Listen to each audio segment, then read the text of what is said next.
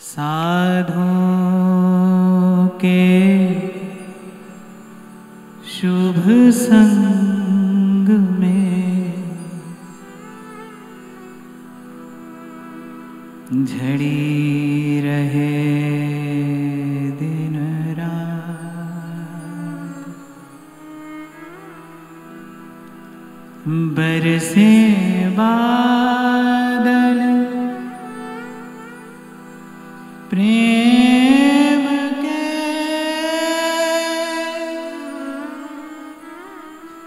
शांत करे सब गात, शांत करे सब गात।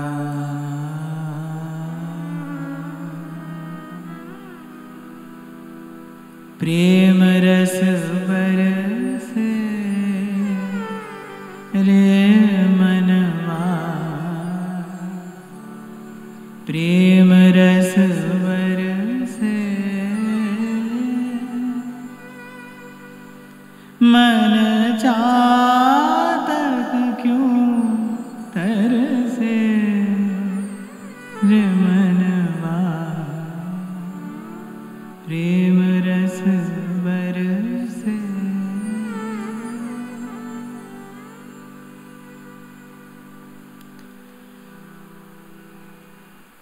संत कह रहे हैं कि साधों के शुभ संग में और झड़ी रहे दिन रात,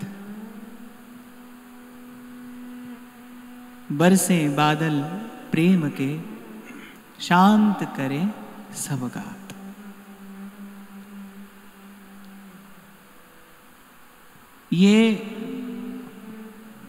ये समय, ये सत्र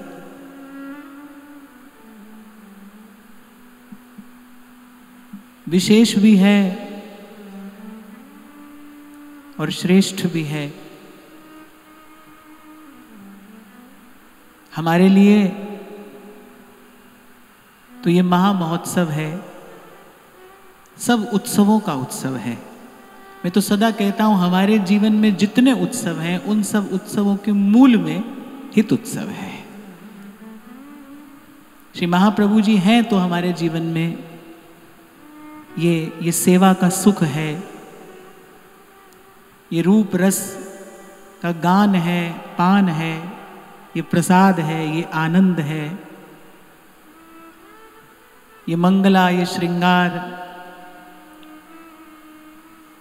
ये झूला, ये बंगला, ये जो भी सब है, इस सब उत्सवों का मूल तो हित उत्सव है, महाप्रभु जी का प्रागट्य उत्सव है। तो ऐसा ही मन में भाव था कि ये तो हित के प्राकट्य की बेला है, प्रेम के प्राकट्य की बेला है। तो इस सत्र में, विशेष रूप से इस सत्र में, प्रेम के अतिरिक्त कुछ न कहा जाए, कुछ न सुना जाए, क्योंकि भाई यहां से ज्ञान की बात भी होती है, ध्यान की बात भी होती है, यहां से सब कहना पड़ता है और कहा भी जाता है। पर ये जो अवसर है, इस अवसर पर विशेष रूप से हमारा मन, हमारा चित्त श्री महाप्रभु जी के चरणों के ही निकट बना रहे, प्रेम के भाव में ही बना रहे, उसी भाव में रमा रहे। तो हम आज से सत्संग का आश्रय लेकर अपने तन को, मन को, भाव को, वृत्ति को, चिंतन को प्रेममय बनाने का प्रयास करेंगे, तभी हितोत्सव में हमारा प्रवेश हो पाएगा।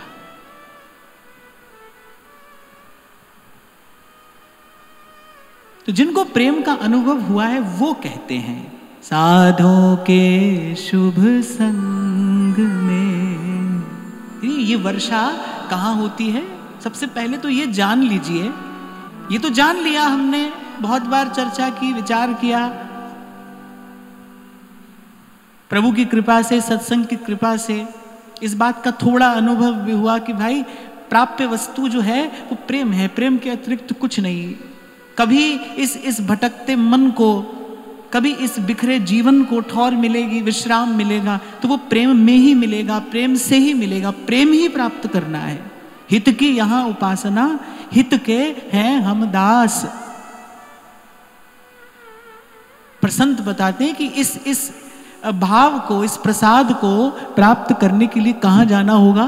पूर्व पश्चिम उत्तर दक्षिण, भीतर बाहर, इस लोक में परलोक में, तीर्थ में, घर के भीतर बाहर, कहां इसकी प्राप्ति होगी?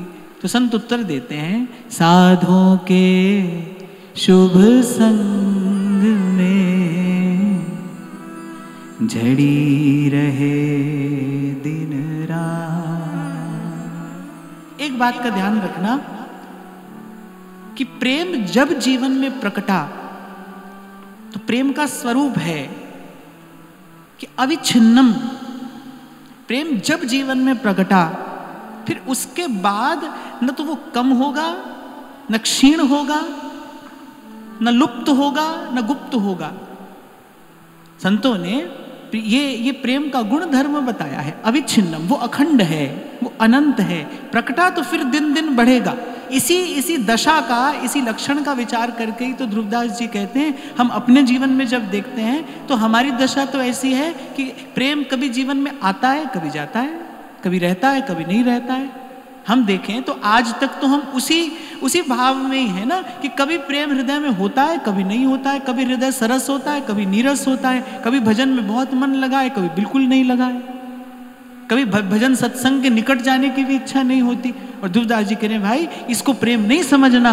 आवत जात न जानिए जैसे छाह और धूप। जो धूप छांव की तरह आता जाता रहे वो प्रेम नहीं है। कभी कभी ये भूल हो जाती है, कभी कभी ये भ्रम हो जाता है। थोड़ा सा मन में भाव का उदय हुआ, नेत्र से कभी दो अश्रु बिंदु टपक पड़े तो हमको लगता है कि हमको शायद उस प्रेम की प्राप्ति हो गई, हमको शायद वो भाव प्राप्त हो गया। पर संत कह रहे सावधान, ये प्रेम नहीं है। जो आए और जाए वो प्रेम नहीं। जो कभी आ रहा है, कभी जा रहा है, कभी बढ़ रहा है, कभी घट रहा है, कभी है, कभी नहीं है, अरे ये प्रेम नहीं। अगर प्रेम का अनुभव करना है, प्रेम का दर्शन करना है, तो फिर उठिए। उपनिषद कहता है ना, उत्तिष्ठत, उठिए। कहां से उठिए? कहां से उठने को कह रहा है? बोले जहां पड़े हो ना, जहां खड़े हो जन्म जन्म से, वही लेना और वही देना, वही स्वार्थ, जो स्वार्थ के धरातल से उठने के लिए कह रहा है, उस धरातल से उठिए। इस शरीर के सुख से आगे कुछ और भी है। उस आत्म सुख का विचार करिए, उस परम सुख का विचार करिए। उठिए। उठकर कहां जाएं? साधुओं के शुभ संग में। फिर वहां जाइए जहां इस प्रेम की अनवरत निरंतर सतत वर्षा हो रही है। कि प्रेम का लक्षण है भाई, ध्यान रखना। जहां कहीं प्रेम हुआ वहां ऐसा ही होगा, झड़ी रहे दिन रात।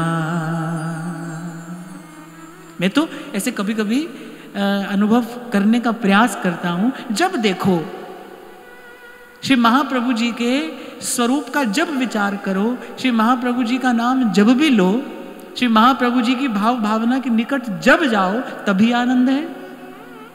तभी आनंद है, नित्य आनंद है, सदा आनंद है, सतत आनंद है। और मैं तो कहता हूं आनंद ही आनंद है और कुछ नहीं।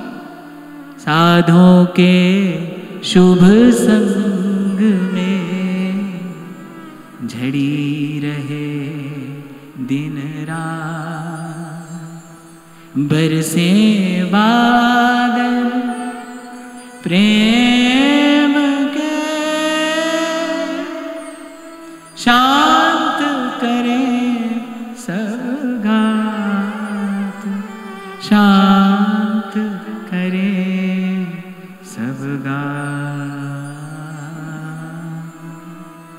मैं तो पूर्व में शायद कभी कहा था कि हम कहने को कह देते हैं सुख शांति, सुख शांति, पर ये दो बातें नहीं, ये दो वस्तुएं नहीं है। सुख और शांति दो वस्तुएं नहीं है। थोड़ा गंभीरता से विचार करोगे तो आप पाओगे शांति ही सुख है, शांति में सुख नहीं है, सुख में शांति नहीं है, शांति ही सुख है। जहां जाकर मन के सारे संकल्प विकल्प समाप्त हो जाएं। आप देखो भक्ति का आरंभ श्रवण से होता है, पर भक्ति जाती कहां है? कीर्तन स्मरण अर्चन वंदन से होती हुई भक्ति जाती कहां है? कहां पहुंचती है भक्ति? आत्मनिवेदनम श्रवणम कीर्तनम विष्णोः स्मरणम पाद सेवनम अर्चनम वंदनम दास्यम सख्यम आत्मनिवेदनम, वहां जाती है भक्ति। वहां जाकर भक्ति सुफला होती है। भक्ति की बेल का फल क्या है? ये जो भक्ति की बेल है, इस पर कौन सा फल आता है? आत्मनिवेदन का फल आता है। आत्मनिवेदन का फल। जैसे मीरा कहती है, मेरो मन लाग्यो हरि जी सो, अब ना रहूंगी मैं अटकी। लेकिन बाईसा ने भी इस पद में स्पष्ट किया है कि जी मार्ग सब संत गया छे। पूछा, अर्जुन ने पूछा भगवान से किस रास्ते पर चलना चाहिए। भगवान ने वेद शास्त्र की बात नहीं की। भगवान ने ये नहीं कहा कि वो रास्ता वेदों में लिखा है, शास्त्रों में लिखा है, पोथी पुराणों में लिखा है। भगवान ने कहा किस रास्ते पर जाना? महाजनो ये न गतः, जिस रास्ते पर संत गए हैं ना, उसी रास्ते पर जाना। किस रास्ते पर कल्याण होगा? बोले जिस मार्ग पर संत चल के गए हैं ना, उसी मार्ग पर चलने से जीव का कल्याण होगा। तो मैं कह रहा था कि सुख शांति तो बात नहीं है, शांति ही सुख है। शांति माने कैसी शांति? जो मन के सब संकल्प विकल्प समाप्त हो जाएं। और मैं अगर आपको अपने अनुभव से बताऊं, अब और किसी की बात तो मैं नहीं कह सकता, मैं अगर आपको अपने अनुभव से बताऊं, मन के संकल्प विकल्प अगर मैंने कभी समाप्त होते देखे हैं, कहीं समाप्त होते देखे हैं, तो केवल गुरु के सानिध्य में समाप्त होते देखे। गुरु के पास प्रश्न नहीं रहता, मन का संशय भागा। गुरु ऐसा ही तो प्रकाश है जिसके सामने संशय का अंधकार टिकता नहीं, फिर संशय नहीं रहता, फिर द्वंद्व नहीं है, फिर दुविधा नहीं है। कैसे पता चले गुरु मिला है? कैसे पता चले, कैसे खबर पड़े कि गुरु मिल गया है? कि जिसको देखकर आप अपना सर्वस्व न्यौछावर की अनुमति भी अपने आप से ना लें। मैं तो कई बार कहता हूं ना भाई, जिसके सामने जाने से आपका मन आपके सर से पहले झुक जाए, मन पहले झुक जाए, सर बाद में झुके। और ऐसा ही होता है, ऐसा ही होता है। आज तो देखो भाई, समय बड़ा विचित्र है। प्रत्येक भाव का, भक्ति का बड़ा साधारणीकरण हो गया। पर गुरु का मिलना कोई साधारण बात नहीं है। गुरु का मिलना असाधारण भी नहीं है, गुरु का मिलना साधारण भी नहीं है। गुरु का मिलना तो दिव्य घटना है, वो तो दैवी घटना है। बड़ भागी मैं सतगुरु पाया। ये बात मैं आपको अपने अत्यंत विनम्र भाव से निवेदन कर रहा हूं कि पहली बार अगर शांति का अनुभव कभी होगा ना, जहां मन में कोई प्रश्न नहीं रहेगा, तभी शांति है भाई। ध्यान रखना, शांति वही है जहां मन में अब कोई प्रश्न नहीं बचा। अब रास्ता बिल्कुल सीधा स्पष्ट है, जिसके लिए सेवक जी कह रहे हैं सूधो चले आपने धर्म। अब कुछ पूछना नहीं है, कुछ पूछना नहीं है, कुछ जानना नहीं है। आजकल तो क्या होता है ना, बाहर में देखता हूं कई बार ऐसे देखने सुनने में आ जाता है, ऐसे होड़ लगी, लोग प्रश्न पे प्रश्न पूछ रहे हैं और देने वाले उत्तर दे रहे हैं, ऐसे प्रश्न वैसे प्रश्न। मुझे तो लगता है भाई, गुरु के पास प्रश्न होता ही नहीं। मैं केवल अपना अनुभव बता रहा हूं और बड़ी विनम्रता पूर्वक कह रहा हूं कि अपने जीवन को देखता हूं तो जैसे ही महाप्रभु जी मिले, देखा उसके बाद कोई प्रश्न ही नहीं है, हमको कुछ जानना नहीं है। नाम मिल गया, नाम का दीपक हाथ में गुरु ने कृपा करके धर दिया। अब तो भाई धीरे धीरे चलना है और चलने में बड़ा सुख है। इस मार्ग पर पहुंचकर क्या मिलेगा ये तो नहीं जानते, जब मिलेगा तब मिलेगा, जो मिलेगा सो मिलेगा, पर इस मार्ग पर चलने में बड़ा सुख है, इस मार्ग पर चलने में बड़ा आनंद है। तो जहां कुछ खींचातानी ना रहे मन की, वहां शांति है और शांति ही सुख है। और ऐसे सुख की उपलब्धि, सुख ही तो ढूंढ रहा है प्रत्येक व्यक्ति। सुबह से शाम तक पच रहा है, मर रहा है, छल कपट कर रहा है, पाप कर रहा है, कोई पुण्य कमा रहा है। कोई पूछो ये सब क्यों कर रहे हो भाई? पाप करने वाला पाप क्यों कर रहा है? वो सोचता है सुखी हो जाऊंगा। पुण्य वाला क्यों पुण्य कमाने के पीछे लगा है? बोले सुखी हो जाऊंगा। ये सब किस लिए हो रहा है? सुख पाने के लिए तो हो रहा है। तो कहाँ है वो सुख? कहाँ है? संसार में तो नहीं दिखाई पड़ता भाई। दिखता तो संत क्यों कहते नानक दुखिया सब संसार, जहां देखो वही दुख ही दुख है, हाय हाय मची है, जहां देखो वही। कहाँ है भाई वो सुख? कहाँ है? साधों के शुभ संग में झड़ी रहे दिन रात। बोले वहां मिलेगा नहीं और यहां रुकेगा नहीं। यहां तो बरस रहा है दिन रात, अनवरत सुख की वर्षा है, अनवरत। बरसे बादल प्रेम के, शांत करें सब गात, शांत करें सब गात। इसीलिए कह रहे हैं, जैसे ध्रुवदास जी कह रहे हैं ना वृंदावन शतलीला में, अरे प्रगट जगत में जगमगे, आगे वृंदा विपिन अनूप, नैन अछत दीसत नहीं ये माया को रूप। अरे वृंदावन तो प्रकट है, दिखता नहीं। संत, सब संत यही बात कह रहे, कुछ कुछ बुल्लिया रब ते तो दूर नहीं, तेरा भी कसूर नहीं। महाराज बाणी में कह रहे, अरे काहे रे बन खोजन जाई, सर्व निवासी सदा अलेपा, सोए संग समाई। और कितना संग है, कितना संग, कितना निकट। पुहुप माही जो बास बसत है, इतना निकट है वो, इतना निकट है। पुहुप माही जो बास बसत है, मुकुर माई जो छाई, तैसे ही हरि बसे निरंतर, घट ही खोजो भार। पर नैन निकट काजर लसे, पे दर्पण दिखलाए। है तो इतना ही निकट, पर अनुभव में कैसे आता है? कैसे अनुभव में आता है? उसकी विधि भी संत ही बता रहे हैं। कह रहे पूरे गुरु का सुन उपदेश, पार ब्रह्म निकट कर। एक बात में प्रसंग आया है तो आपको कह रहा हूं कि जीवन का मूल्य समझिए। मैं सदा आपसे कहता हूं, समय ही जीवन है। ये जो समय जा रहा है ना, ये जीवन जा रहा है, समय ही जीवन है। सबसे बड़ी निधि समय है, सबसे बड़ा धन समय है, समय ही जीवन है। और जीवन का आदर क्या है कि समय व्यर्थ ना किया जाए। इसीलिए पहले तो जीवन बड़ा थोड़ा है, और उस पर विडंबना क्या है कि क्षण भंगुर है। एक तो बड़ा थोड़ा है, और फिर दूसरी बात है कि पता नहीं है और नहीं है या नहीं। पानी केरा बुदबुदा और मानुष की जात, चलो थोड़ा हो पर निश्चित तो हो। थोड़ा भी है और अनिश्चित भी है। कितना थोड़ा है कहा नहीं जा सकता, खबर नहीं अगला पल भी हमारे हिस्से है कि नहीं। तो समय व्यर्थ न किया जाए, और ऐसे ही कुछ भी कहना सुनना करके इस भटकते मन को और न भटकाया जाए। इसीलिए संतों ने सावधानी पूर्वक कहा है, पूरे गुरु का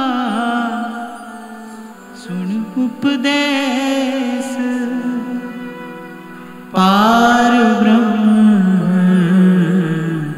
निकट कर देख, सांस सांस सिमरे गोविंद, मन अंतर की उतरे चिंत। मैं देखता हूं, मैं जैसे ही गाता हूं ना, आप सबके नेत्र आनंद से मुद जाते हैं। क्यों? क्योंकि सत्य है ये, और आत्मा को सत्य प्रिय है। आत्मा केवल सत्य को खोज रही है, उसे केवल सत्य चाहिए, केवल सत्य। और इसी सत्य की झलक मिलती है कहां? साधुओं के शुभ संग में। मेरा तो भाई बड़ा पक्का अनुभव है ये, पक्का, कि अपनी अपनी श्रद्धा है और प्रत्येक व्यक्ति अपनी अपनी श्रद्धा निवेदन करने में स्वतंत्र है। मेरे लिए तो भाई सब तीर्थों में डुबकी लगाना एक तरफ और 2 घड़ी किसी संत के पास जाकर बैठ जाना एक तरफ। संतों के शुभ संग में झड़ी रहे दिन रात। मैं दूसरे की बात क्या कहूं, मैंने अपने बिखरे मन को सिमटते देखा है केवल संत के पास जाकर बैठ जाने से।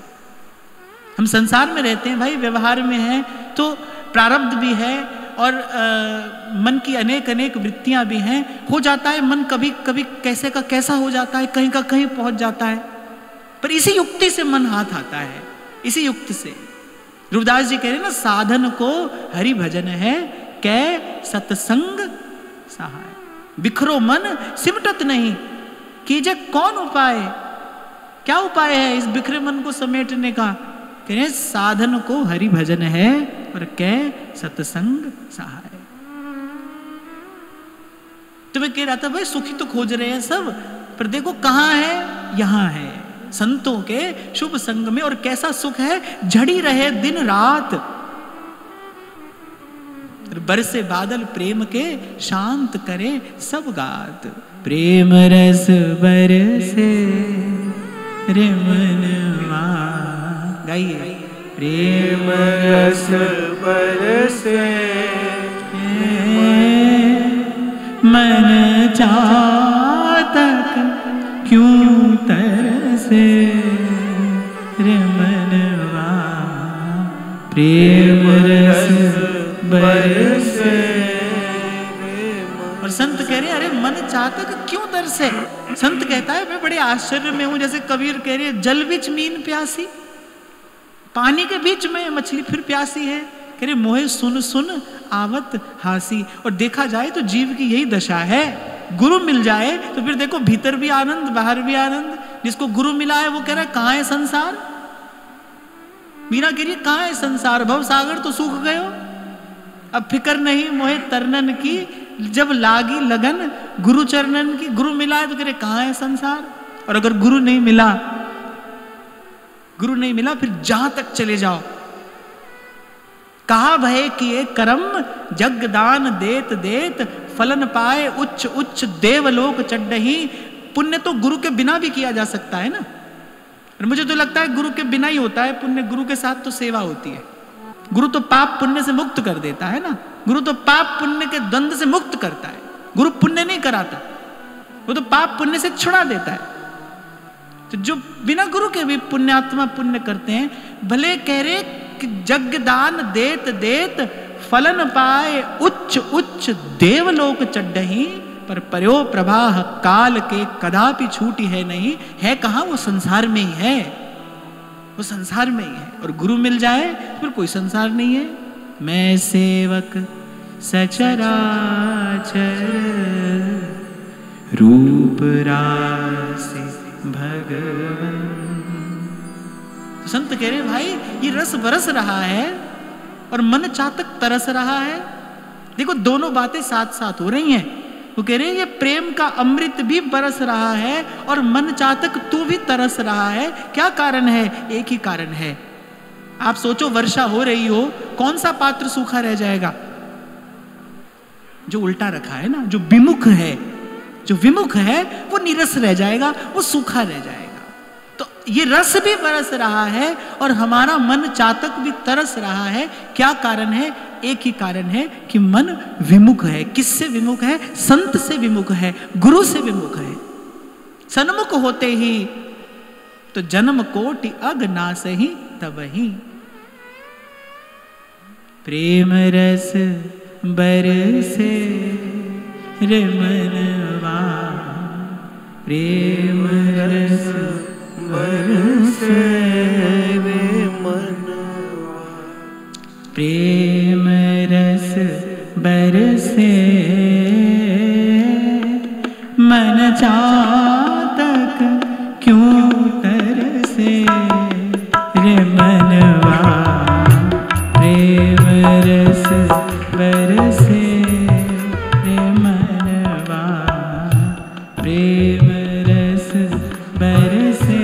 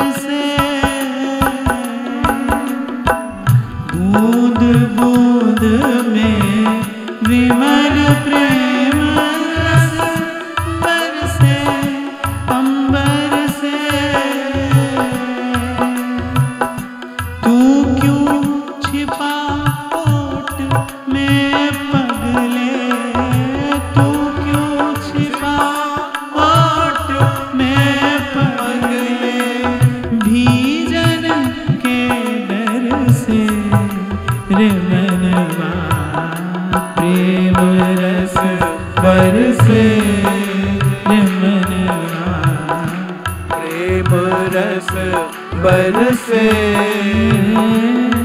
मन चातक क्यों तरसे रे मनवा प्रेम रस बरसे रे मनवा प्रेम रस बरसे। बूंद बूंद में विमल प्रेम रस बरसे अंबर से।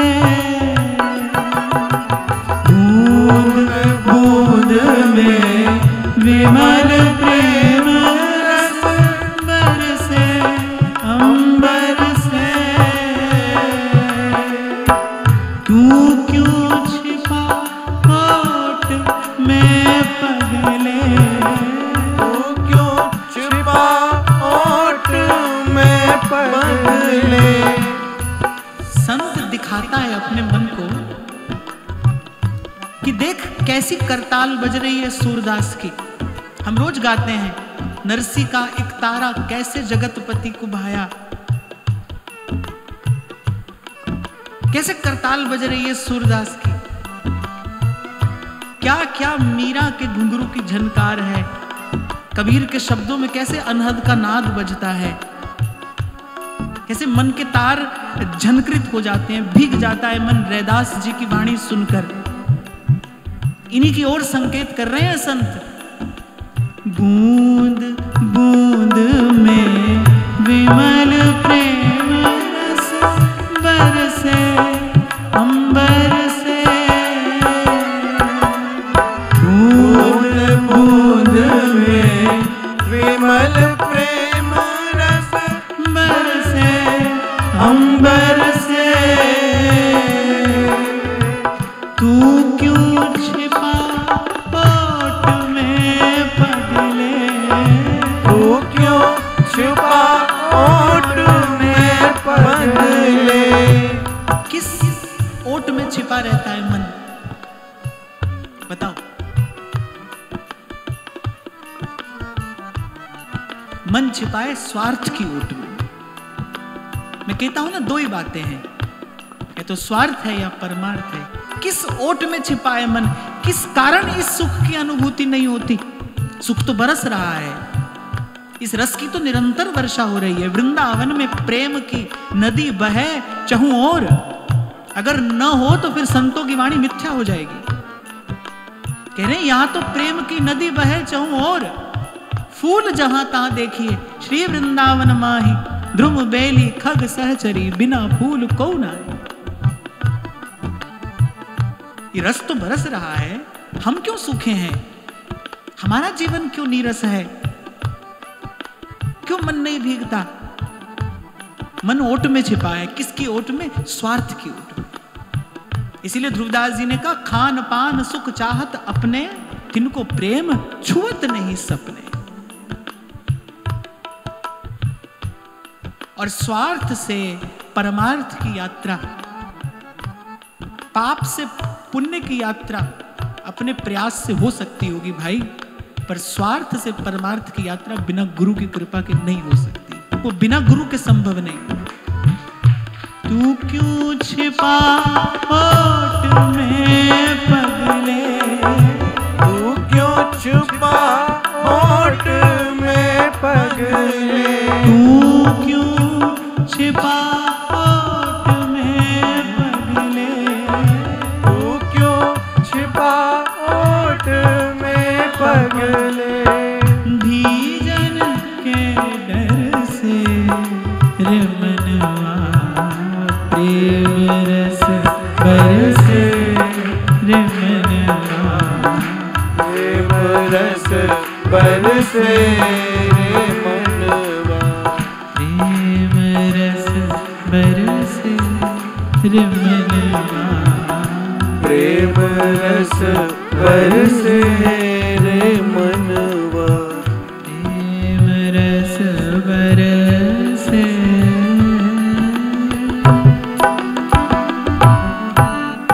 छोड़ता नहीं ना मन, स्वार्थ नहीं छोड़ता। शुद्र सा जो सुख है थोड़ी देर का, आंख का, कान का, नाक का, हाथ का, शब्द स्पर्श रूप रस गंध, जहां से विषय सुख ग्रहण किया जाता है।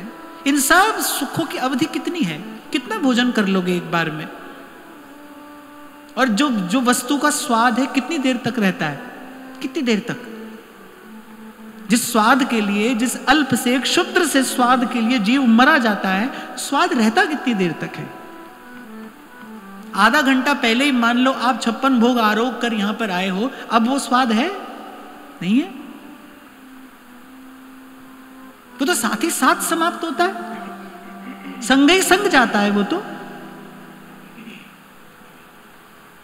ये जो स्वार्थ का सुख है, ये क्षुद्र सा सुख है, ये पर यही भगवान की माया है कि इसको जीव छोड़ नहीं पाता। इसलिए मैंने कहा भाई कि स्वार्थ से परमार्थ की यात्रा ये बिना गुरु की कृपा के संभव नहीं है। गुरु मिलता है कब? जब लगन लगती है, जब कोई शिष्य होता है, जब किसी के भीतर शिष्यत्व प्रकट होता है। और शिष्यत्व का दान देने वाला कौन है? सत्संग है शिष्यत्व का दान देने वाला। सत्संग से ही व्यक्ति शिष्य बनता है। मैं आपको पहले दिन से कहता आ रहा हूं ना, गुरु खोजिए मत, शिष्य बनिए। तो शिष्य बनोगे कैसे? कैसे कैसे शिष्यत्व आएगा? सत्संग शिष्यत्व देता है, जिज्ञासा देता है, सत्य की जिज्ञासा, प्रभु को जानने की इच्छा। यही तो सत्संग का प्रसाद है।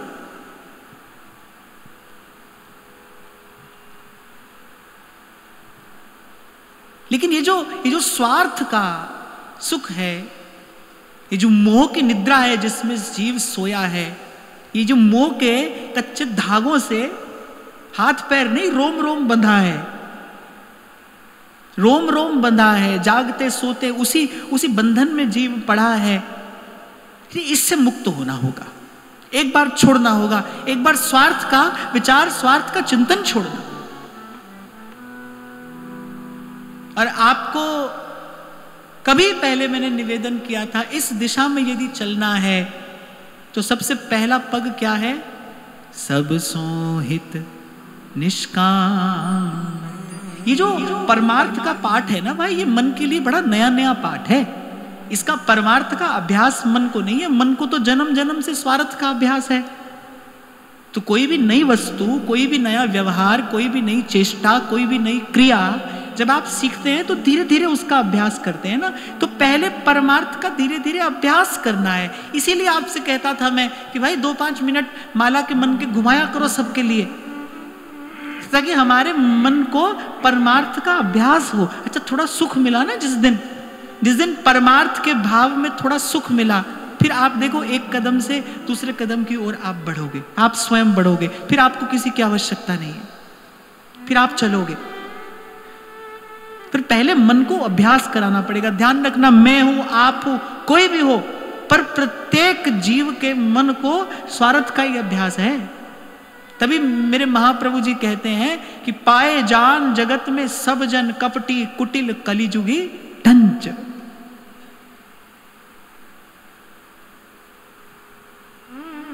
सब जन, कोई इससे अछूता नहीं, कोई इससे मुक्त नहीं। इसीलिए महाप्रभु जी ने कहा भाई प्रेम की डगर पर चलना है, उस घर जाना है, वहां पहुंचना है जहां श्याम बने हैं राधिका और राधा हो रही श्याम। तो कह रहे यहां से पहले अभ्यास करना, पहले आरंभ करना, स्वार्थ छूटे पहले। मैं पुनः दोहराता हूं अपनी बात कि रस भी बरस रहा है, मन भी तरस रहा है। ये विचित्र घटना कैसे घट रही है? क्योंकि मन ओट में है। कितनी भी वर्षा बरस जाए, अब कोई ओट में ही खड़ा है तो कैसे भीगेगा? मन ओट में खड़ा है। किसकी ओट में खड़ा है? स्वार्थ की ओट में खड़ा है, इसीलिए मन नहीं भीगता। भगवान के नाम का कीर्तन होता है, हमारा मन जड़ का जड़ है, हमारे भीतर कोई प्रतिक्रिया नहीं होती।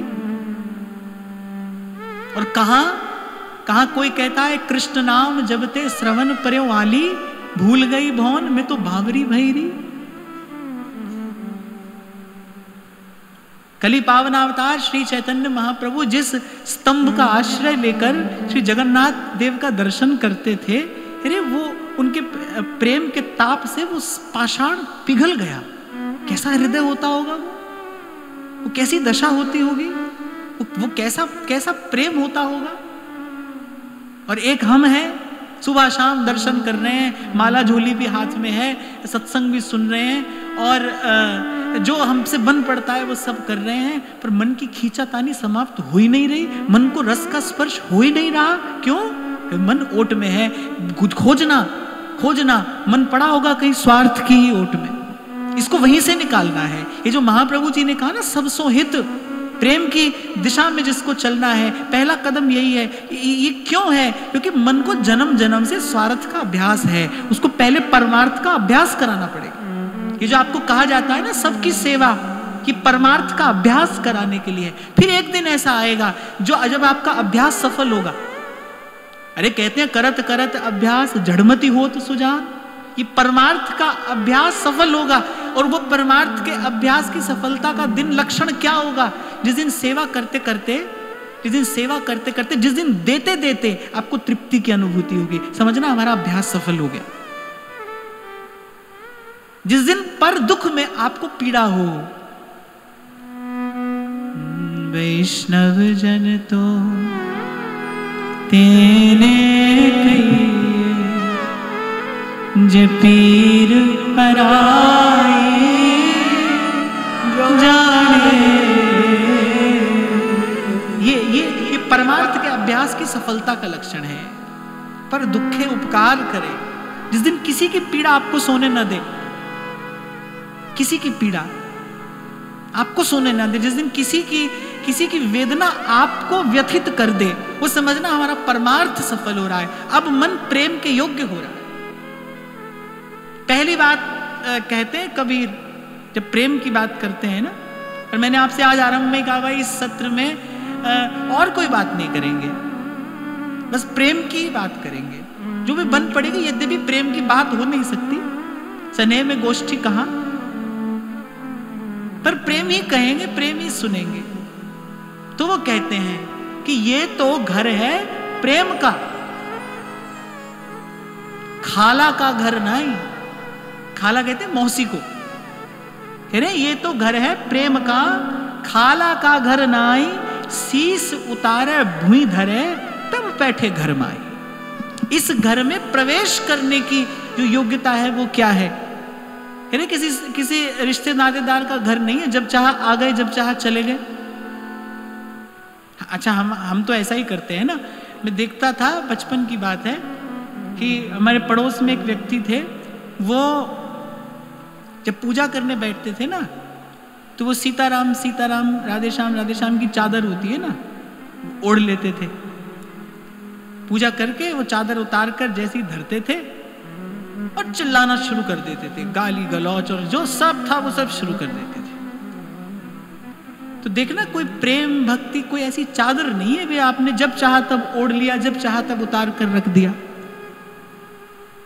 ये बात तो मैं आपको बार बार कहता हूं कि आपके व्यवहार में, आपका चिंतन, आपकी चेष्टा, आपका भजन, आपकी वृत्ति में प्रकट होना चाहिए। वृत्ति में आप सोच क्या रहे हैं, आपका चिंतन सहज में किस दिशा में जाता है।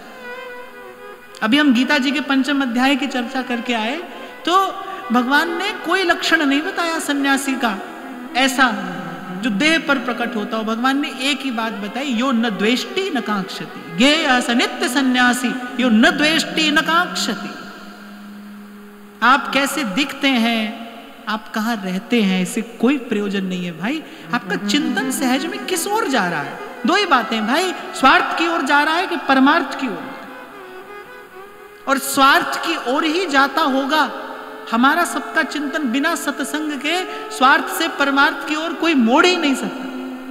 सत्संग ही जीव को परमार्थ की दिशा देता है। इसलिए मैंने कहा कि भाई थोड़ा थोड़ा अभ्यास करना, 5 मिनट 10 मिनट आप एक बार इस स्थिति का विचार करो। आप माला लेकर बैठे हो, आपने 5 मिनट 10 मिनट जप किया है, लेकिन ये कार्य आपने अपने लिए नहीं किया। लोकः समस्तः सुखिनो भवन्तु। जन्म जन्म की कालिख लगी है भाई मन की चादर पे, जन्मों की कालिख है, कैसे धुलेगी। बाबा बुल्ले शाह तो कह रहे चारे चुक्का मेरियां चिक्कड़ परियां केड़ी केड़ी मल मल धूसा, तन भी मैला मन भी मैला भाव भी मैला चिंतन विचार सब कुछ तो मैला है। इसीलिए संत कह रहे हैं क्या मुख ले बिनती करूं, लाज आवत है मोहे, तोहे देख अवगुण करूं। संत कह रहे तोहे देख अवगुण करूं, आपको हाजिर नाजिर मानकर जानकर फिर मैं अनुचित कर रहा हूं, कैसे भाऊं तो है,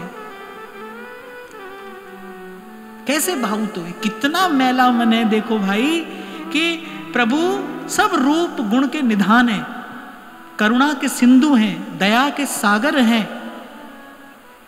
ऐसो को उदार जग माही, बिन सेवा जो द्रवै दीन पे राम सरिस को नाही। ऐसे प्रभु है तो भी हमको अच्छे नहीं लगते।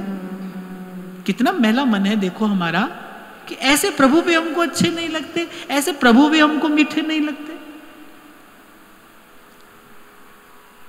क्षमा करना, संसार में जो तन का व्यभिचार करता है उसको बड़ी हे दृष्टि से देखा जाता है। बड़ा निंद है ये, निंदनीय है,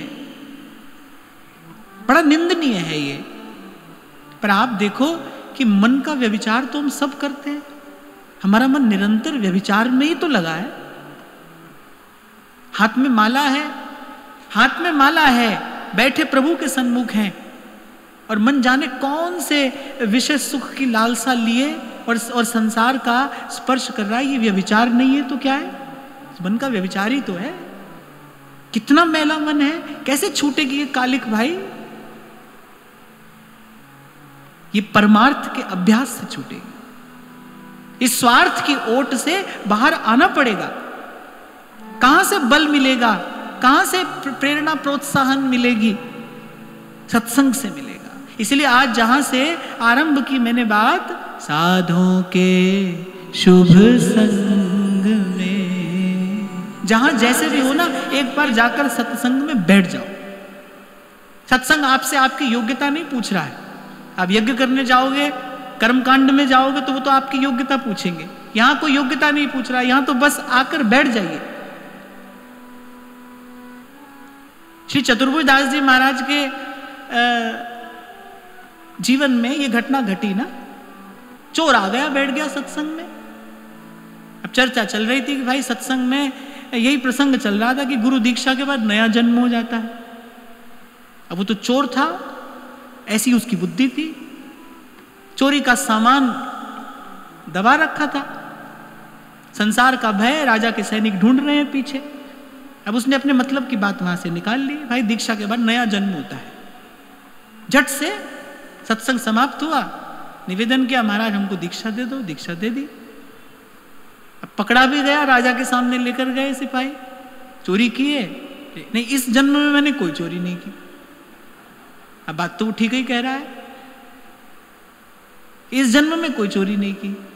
अच्छा देखो, बड़ी कठिन परीक्षा हुई और वो परीक्षा में उत्तीर्ण हुआ। क्या कारण है? बस संत की बात मान ली।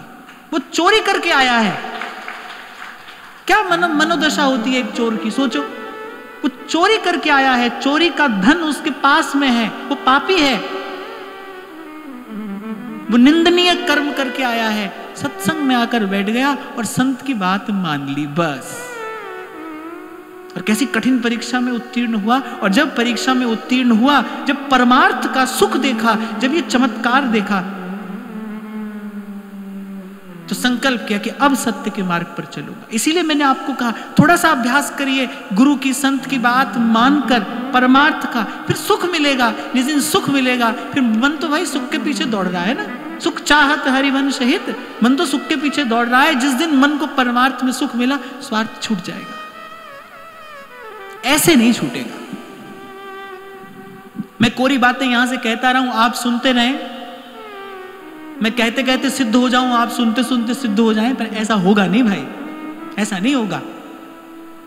आज तो ऐसा ही है ना, कहते कहते कहते जाइए, बड़ी बड़ी बातें, लच्छेदार बातें, बड़े बड़े शब्द, सिद्धों की सी भाषा। तो होता क्या है भाई, देखो मेरे को 4 बात आती है, आप में से किसी को 2 आती होगी, किसी को 6 आती होंगी, पर बात ही तो है, बात ही तो कह रहा हूं मैं। ऐसी बात कोई और भी कह सकता है? हमसे भी अच्छी कहने वाले कह रहे हैं और कहते रहेंगे। इससे क्या होता है? हो तो ये कि मन स्वार्थ से हटकर परमार्थ में बढ़े, मन को परमार्थ का अभ्यास हो। छोटे छोटे सुख हैं जो हमारे अल्प अल्प से सुख हैं, जिसको हम छोड़ना नहीं चाहते हैं, वहां से आरंभ हो। नहीं तो भाई 2 पाटन के बीच में और सावत बचा न कोई। आंख के सामने ये दोनों स्थितियां रख लो। एक तो ये मार्ग है, यहां आओ, करो और भरो, यहां तो लेना देना है, खेचातानी है। संत कह रहे हैं खेचा खेची जन्म बिगाड़े और जन जन को मन राखत। यहां तो ये है भाई, या तो ये करो और नहीं तो जो जी मार्ग सब संत गया छे। संत इस मार्ग से चलकर गए और पहले सावधान कर रहे हैं संत कि अगर प्रेम की इस नगरी में आना चाहते हो तो सबसे पहले दूर नगरी, बड़ी दूर नगरी, दूर है। और फिर साथ में ये भी कह रहे हैं ये तो घर है प्रेम का, खाला का घर ना आई। शीस उतारे भूई धरे तब बैठे घर भाई। सबसे पहली बात, शीस उतारे भूई धरे माने इस शीस की बात नहीं कर रहे हैं, अहंकार, निरभिमानता। प्रेम एक ही बात चाहता है, निरभिमानता। प्रेम को अगर किसी एक भाव से विकर्षण है ना, प्रेम तो सबको स्वीकार करता है। मैंने अभी कहा ना, यहां तो कैसे भी आकर बैठ जाओ, सत्संग सब करा लेगा। कहा ना होई सत्संग ते, देखो तिल और तेल सब करा लेगा, एक बार आकर बैठ जाओ। पर प्रेम को केवल एक ही भाव से विकर्षण है और वह अभिमान। प्रेम निरभिमानता चाहता है। चोर अपने आप को चोर मान ले। हम चोरी भी करते हैं और सीना चोरी भी करते हैं। हम चोरी भी कर रहे हैं और सीना चोरी भी करें, मानते भी नहीं है कि हम चोर हैं। एक बात बताओ, अभी मैंने आपसे कहा कि भाई मन दिन रात व्यभिचार करता है। हमारा मन दिन रात व्यभिचार कर रहा है। जब अपने दुर्गुण दिखाई पड़े तो किसी में दोष क्यों देखोगे? पर अपना दोष दिखाई नहीं पड़ता ना भाई। वो आंख अभी हमारे पास आई ही नहीं जिससे अपना दोष दिखाई पड़े। तो कह रहे शीस उतारे भुई धरे। सबसे पहले ये अभिमान की जो मटुकिया है, शायद गत सत्र में हमने विराम के क्षण में ये चर्चा की थी कि कन्हैया मटकी फोड़ता है। वो कौन सी मटकी है? वो गौरस की मटकी मात्र नहीं है, वो भी है, वो माखन चोर भी है, वो चित चोर भी है। पर इसका कुछ और प्रयोजन भी है, इसमें कुछ और रहस्य भी है। वो सर पर रखी जो मटकी है, वो मटकी किसकी है? वो अभिमान की मटकी है। वो फोड़ते हैं प्रभु सबसे पहले। ये मैं के साथ ही तो सारा बोझ हमारे सर पर है ना।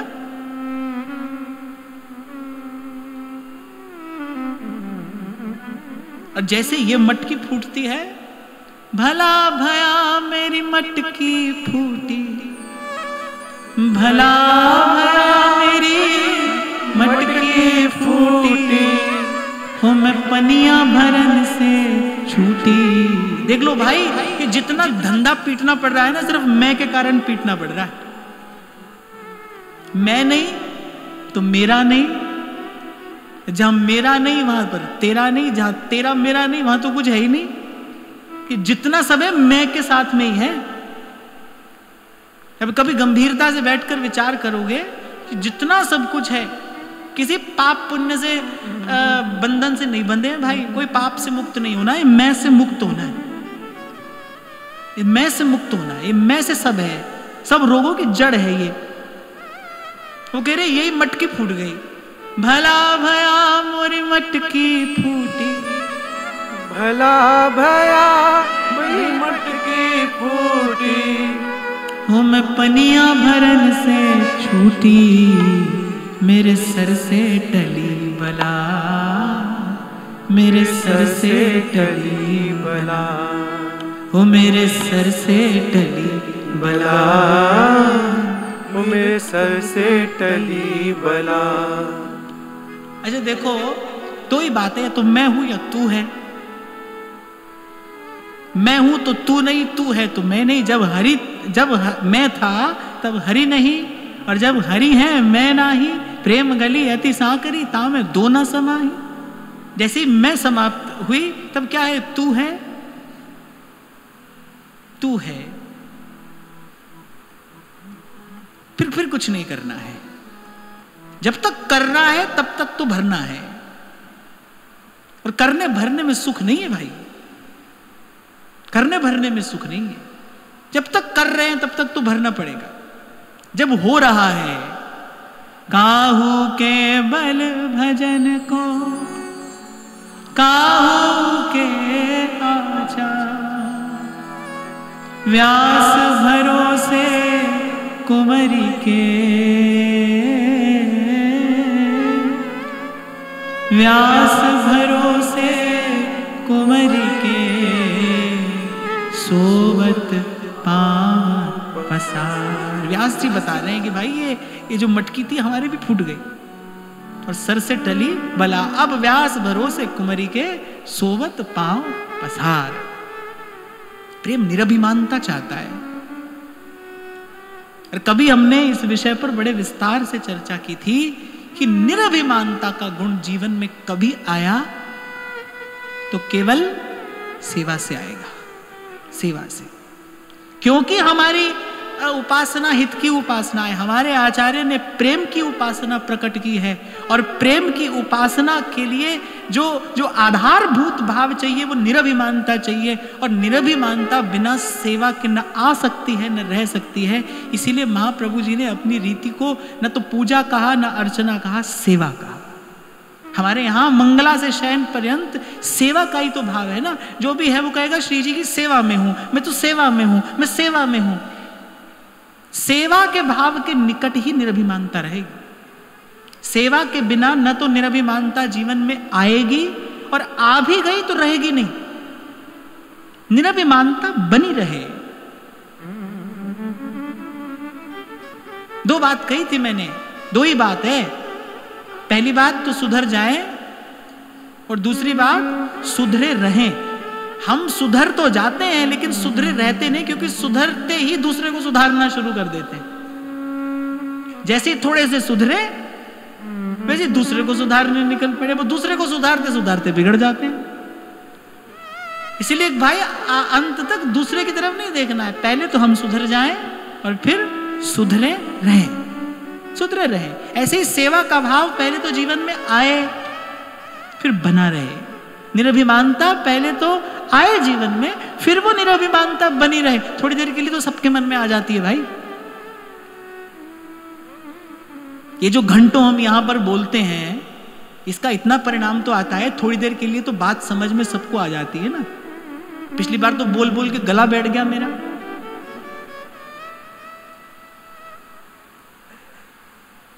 तुम सोच रहे इतना बोल रहे हैं, इतना बोल रहे हैं, कोई सुन भी रहा है कि नहीं सुन रहा है। तो थोड़ी देर के लिए तो सब सुन समझ लेते हैं, पर भाई वो भाव जीवन में बना रहे, बना रहे, निरंतरता रहे, उसमें सातत्य रहे, उसमें प्रवाह रहे, वो अविच्छिन्न रहे, अखंड रहे। ये केवल सेवा से संभव है। और कैसी सेवा? मैं सेवक सचराचर रूप राशि भगवन। वो जब छूट गया है संसार, जब अपने देह की भी सुध नहीं है, जब निरंतर प्रभु के ध्यान में मग्न है, वैसी स्थिति तो बड़ी दूर है ना।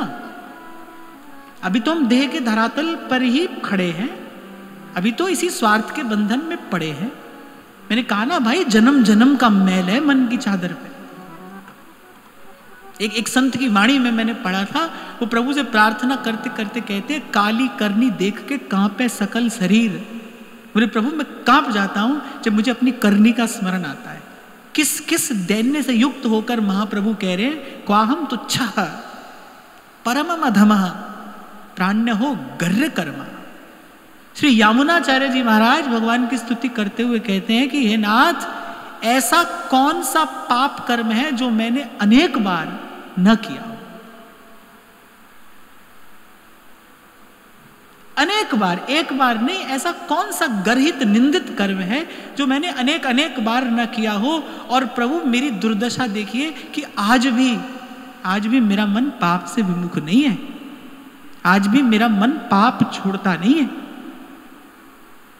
ये उन संतों की वाणी है जो इन चर्म चक्षुओं से भगवान का दर्शन कर रहे हैं, जो सन्मुख देख रहे हैं प्रभु को और अपने हृदय का ये सत्य निवेदन करते हैं। मैं आपको केवल ये बात इसलिए कह रहा हूं कि ये जीव की दशा है, तो वहां तो हमको जाना है, वहां तो कभी हम पहुंचेंगे। अभी तो भाई यहीं से हमको आरंभ करना है, इसलिए कहता हूं लगे हाथ, मौका लगे, जहां सेवा का वहां करते चलिए। व्यापार मत करिए, किसको दिया तो इससे मिलेगा क्या, करते चलिए। कोई है जिसकी दृष्टि है आप पर, कोई है जो देख रहा है। द्रुपद सुता ने बांध दिया ना वो साड़ी का छोर चीर कर द्वारिकाधीश की अंगुली में, उसी समय तो प्रभु ने कुछ नहीं लौटाया, उस समय तो कुछ नहीं कहा। सारी सभा देखती रह गई कि मांगलिक वस्त्र था, राजसूय यज्ञ में भरत वंश की साम्राज्ञी पहनकर बैठी थी, वो वस्त्र था, उसका फटना वो तो अपशकुन था। पर द्रौपदी ने जब द्वारिकाधीश की अंगुली से वो रक्त का बिंदु गिरते देखा, कुछ शकुन अपशकुन का विचार ही नहीं रहा। भाव के उस आवेश में, भक्ति भाव में निमग्ना चीर दिया और बांध दिया। उस समय तो प्रभु मौन रहे, कुछ नहीं कहा, कुछ भी नहीं कहा। पर समय आने पर उत्तर दिया प्रभु ने।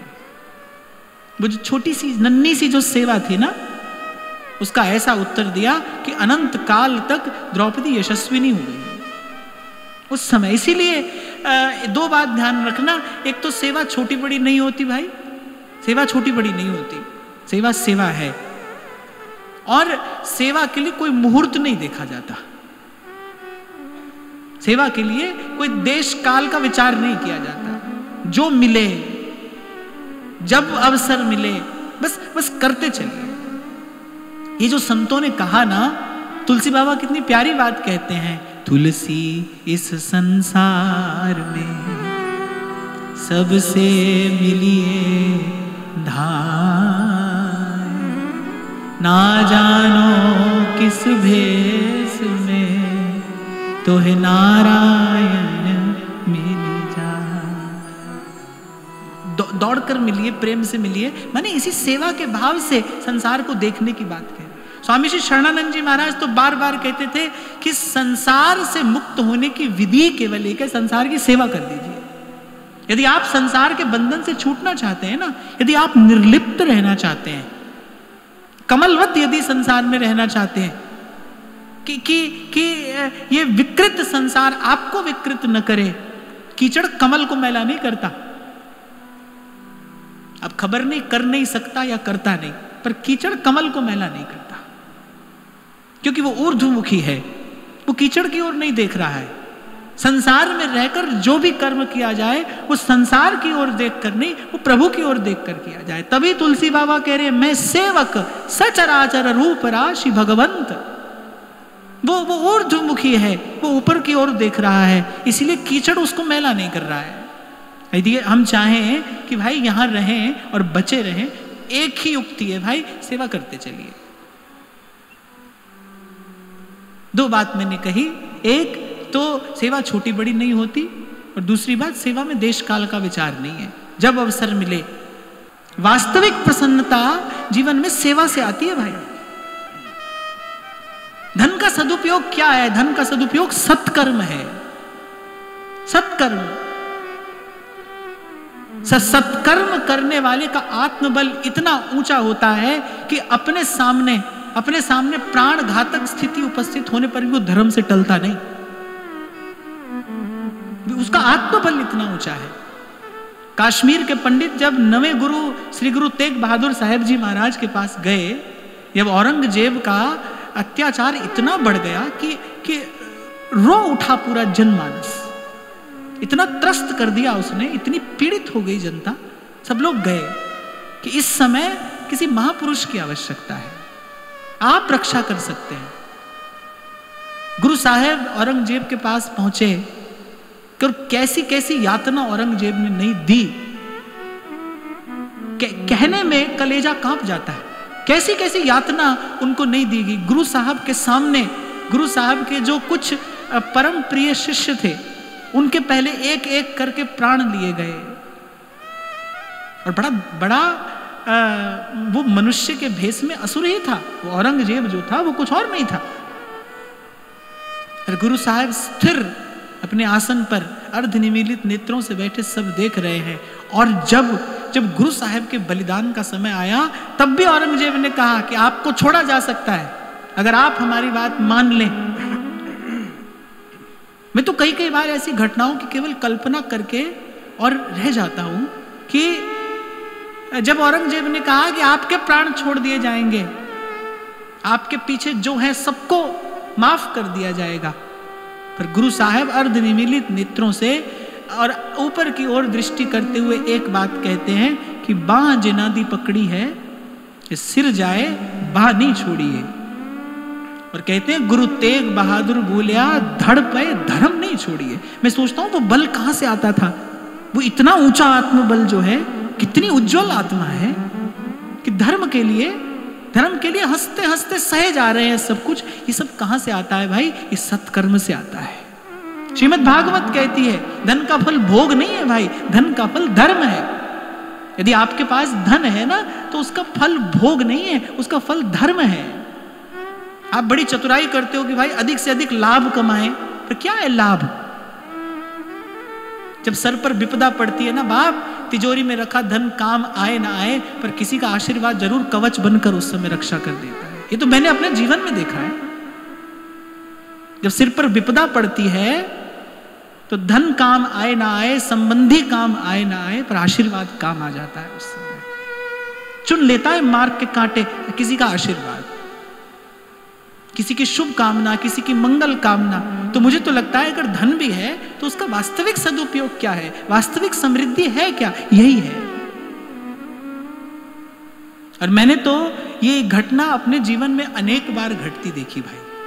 जब कुछ काम नहीं आता, जब कोई काम नहीं आता, तब किसी का आशीर्वाद काम आता है।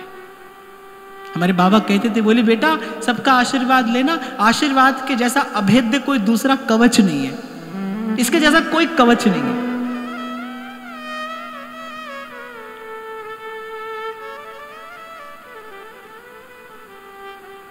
यही आशीर्वाद तो चाहते थे द्वारिकाधीश पितामह के मुख से कि जा सिंदूर से मांगना खाली हो, और मैं वर देता हूं हे पुत्री, तू पुत्र कुमारों वाली हो। और जैसे ही दीपक के प्रकाश में देखा कि तू द्रौपदी है, तब द्रौपदी ने कहा कि अब बताइए, अब अपना प्रण रखेंगे या आशीर्वाद रखेंगे? एक दिन पहले प्रण किया था कि कल संध्या से पहले मैं एक पांडव को नष्ट कर दूंगा, और सब जानते हैं वो एक पांडव कौन होगा, अर्जुन। अब बताइए प्रण रखेंगे या आशीर्वाद रखेंगे? पितामह ने कहा कि इसका निर्णय तो युद्ध भूमि में होगा, पर पहले ये बता तुझे यहां लाया कौन है, मुझे उसका दर्शन करा जो इस समय तुझे यहां लाया है। क्या क्या मनोरथ था द्वारिकाधीश का? आशीर्वाद मिल जाए, क्योंकि जो विपदा आ खड़ी हुई है भीष्म की प्रतिज्ञा है। और ठाकुर जी भीष्म प्रतिज्ञा का बल जानते हैं भाई, ये भीष्म की प्रतिज्ञा है, मैं भी नहीं टाल पाऊंगा। अगर रणभूमि में पितामह का आमना सामना अर्जुन से हो जाता है, फिर अर्जुन की रक्षा कैसे होगी? वहां द्रौपदी को दिया हुआ वचन है, द्रौपदी को दिया हुआ आशीर्वाद है, और यहां भीष्म की प्रतिज्ञा है। तब ठाकुर जी ने कहा भाई इस अस्त्र से अगर कोई बचा सकता है तो आशीर्वाद बचा सकता है, आशीर्वाद ले लो, आशीर्वाद ले लीजिए। ये जो हम अनेक बार असफल हो जाते हैं, सदमार्ग पर नहीं चल पाते, क्यों? क्योंकि आत्मबल नहीं है, क्षीण है, दुर्बल है। और ये कहां से आएगा? भोजन से नहीं आएगा भाई, ये भोजन से नहीं आएगा। ये गुरुजनों के, ये संतों के आशीर्वाद से मिलेगा। मैं कई बार कहता हूं ये दैवी संपत्ति है, ये प्रसाद से मिलती है।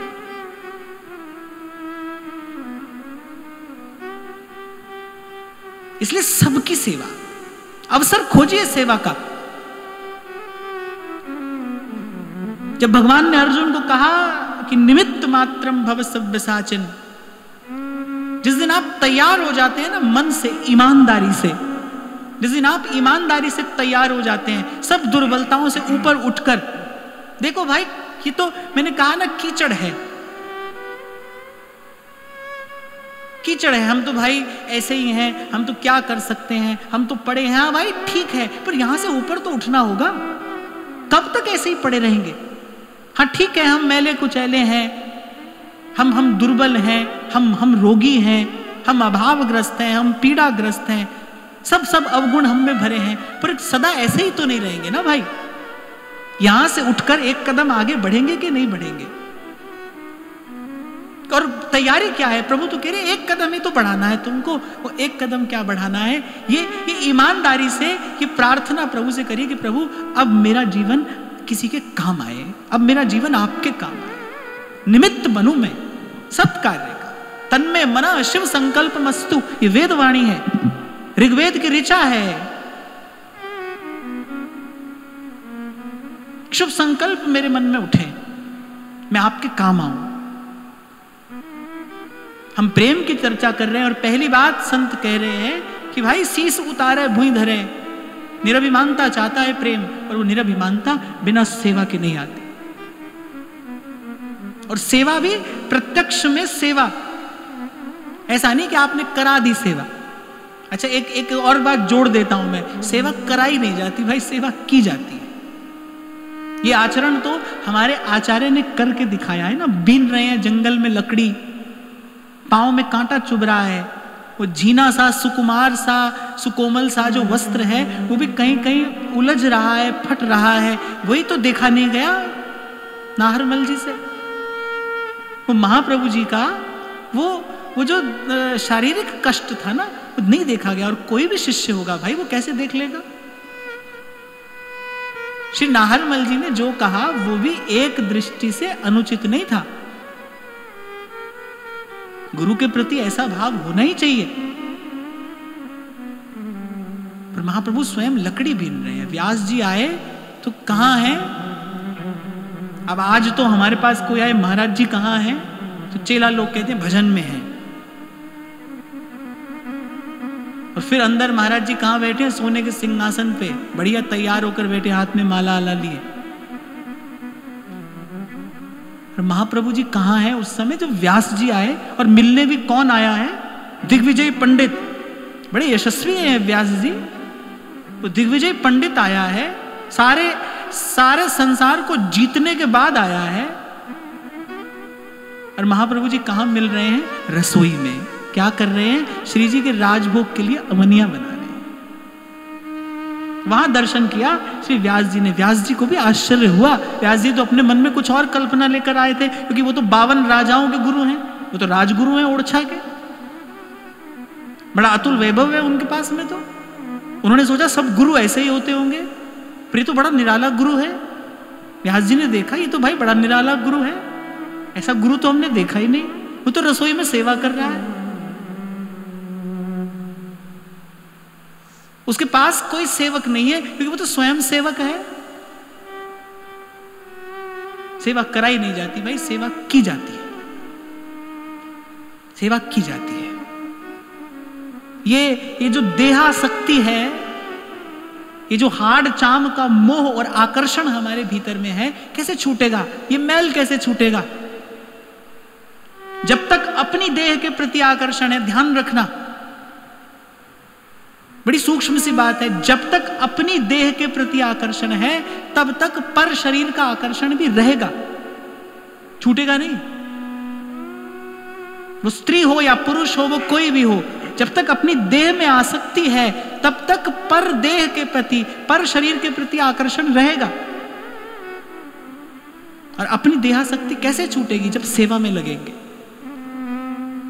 कहां से आरंभ करते हैं महाप्रभु जी? कदा कुंज भवनांगण मार्जनी श्याम।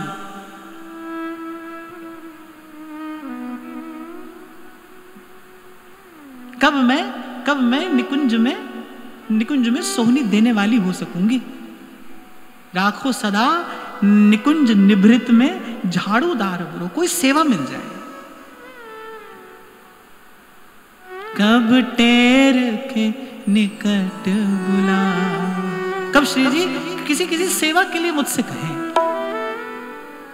एक और बात, भगवान कहते हैं कि फल, जो परम फल है, जो ज्ञान है, वो किसको मिलता है? श्रद्धावान लभते ज्ञानम तत्पर संयत इंद्रिय, जो तत्पर है, सेवा करने को तत्पर, तैयार खड़ा है, सदा सेवा के लिए तैयार है।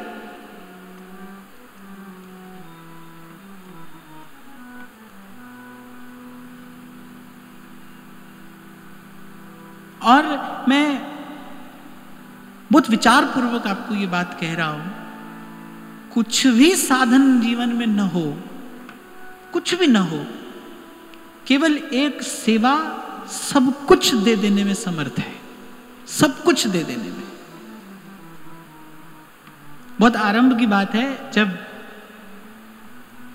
कथा आदि का क्रम आरंभ हुआ और हमको बहुत अधिक यात्रा में रहना पड़ा और मुझसे 100 गुना अधिक परिश्रम शंभू जी करते आए हैं पहले दिन से, 100 गुना अधिक परिश्रम।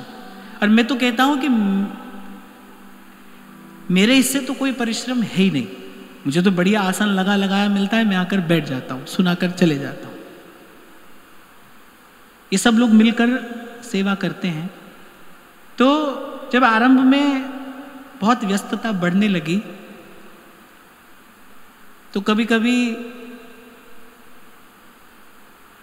शंभू जी की माता जी को लगता था ऐसा कि भजन कब होगा, भजन कैसे होगा।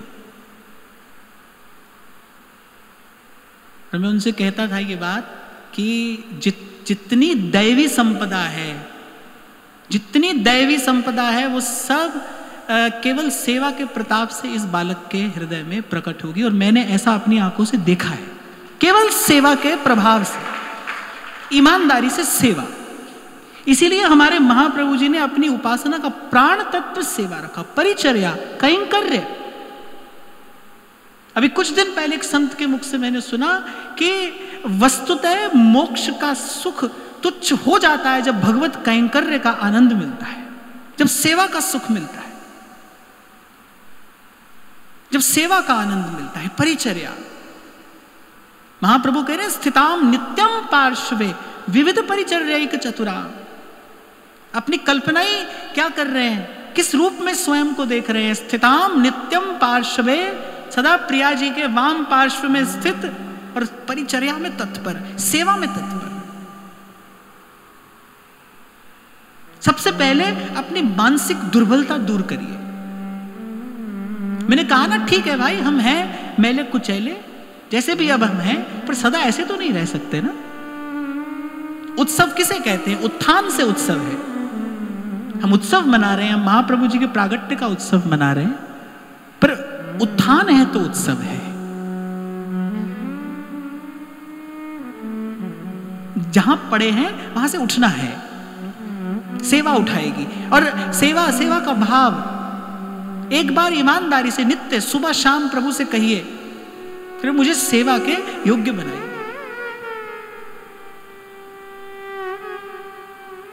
ब्रह्म ऋषि श्री स्वामी सत्यानंद जी महाराज द्वारा रचित एक प्रार्थना है, उसमें तो अंतिम बात ही यही कही गई है। नित्य गाई जाती है प्रार्थना और अंतिम बात यही है, दीन दास हूँ द्वारका सेवा दे कर दान, सेवा सदन बनाइए,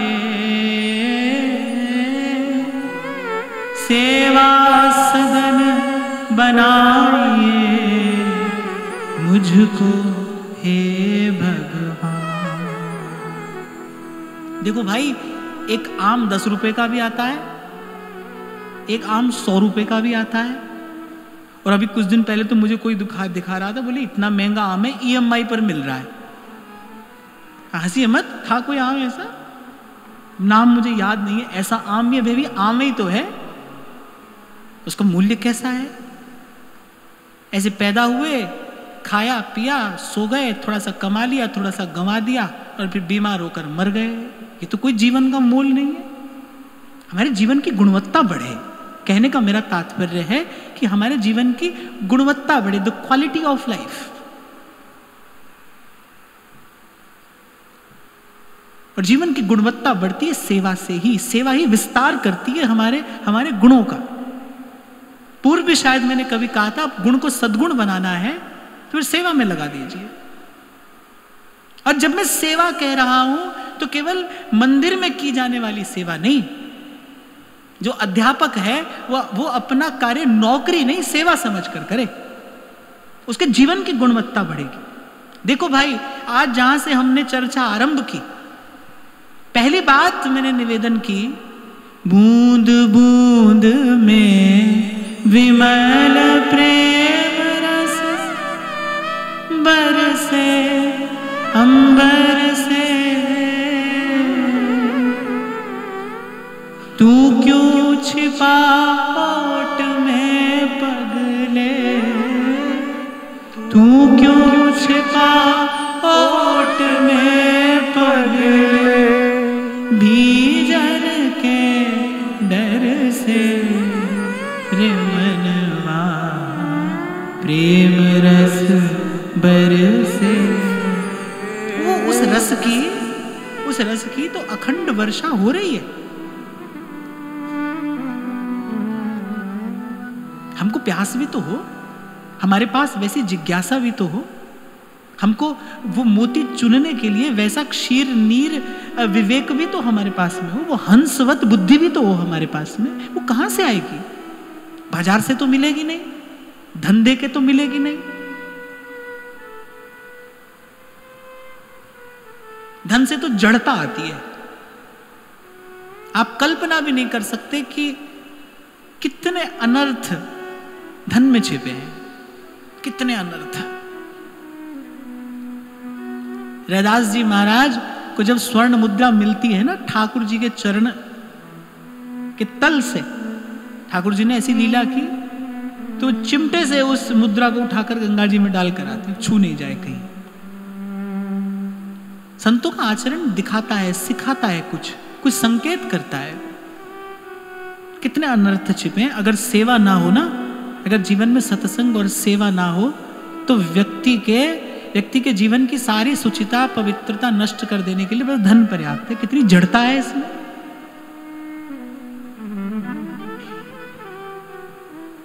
व्यक्ति उसी में सुख बुद्धि लगाकर बैठा है। वो कहता है धनी हो जाऊंगा तो सुखी हो जाऊंगा। धनियों की दुर्दशा देखी नहीं आप, तभी आप ऐसा कहते हैं।